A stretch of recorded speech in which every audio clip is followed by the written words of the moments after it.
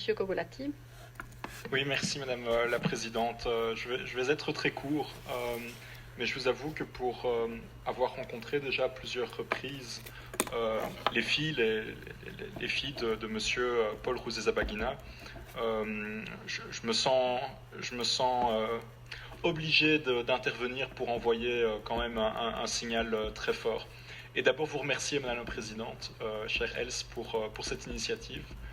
Que je pense vraiment importante, constructive. Je crois que c'est très important que notre Assemblée parlementaire puisse prendre cette position aujourd'hui et dire attention, une ligne rouge a été franchie et nous plaidons pour le respect absolu des droits humains.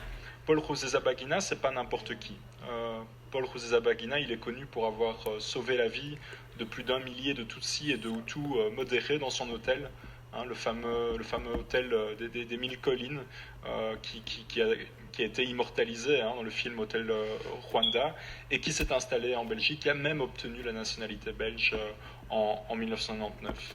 Et je voudrais vraiment envoyer deux messages en particulier, et donc rester très très bref. Mais ce qui s'est passé le 31 août dernier est inacceptable. Human Rights Watch a parlé d'une disparition forcée. D'autres organisations humanitaires ont parlé d'un acte d'enlèvement.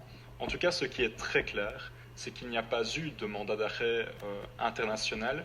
Et je crois que c'est important de le dire parce qu'il y a un principe vraiment auquel nous devons rester très très attachés au sein de cette commission, c'est le principe de due process. Le principe d'avoir droit, peu importe son origine, peu importe sa religion, peu importe son ethnie, à un procès équitable. Et donc ici, la ruse, l'acte d'enlèvement ou la disparition forcée est dans tous les cas absolument inacceptable.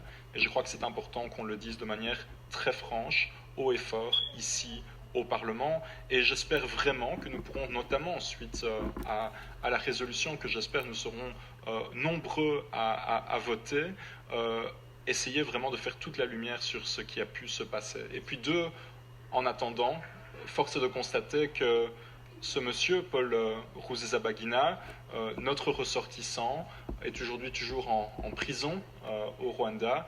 Et les dernières nouvelles, et c'est pour ça aussi que je me sens vraiment obligé d'intervenir ici dans une deuxième ronde, les dernières nouvelles que nous recevons dans la presse internationale sont particulièrement inquiétantes. Quand je lis qu'il ferait l'objet d'actes cruels, inhumains, comme par exemple le fait d'être privé de nourriture, je me dis que c'est complètement inacceptable.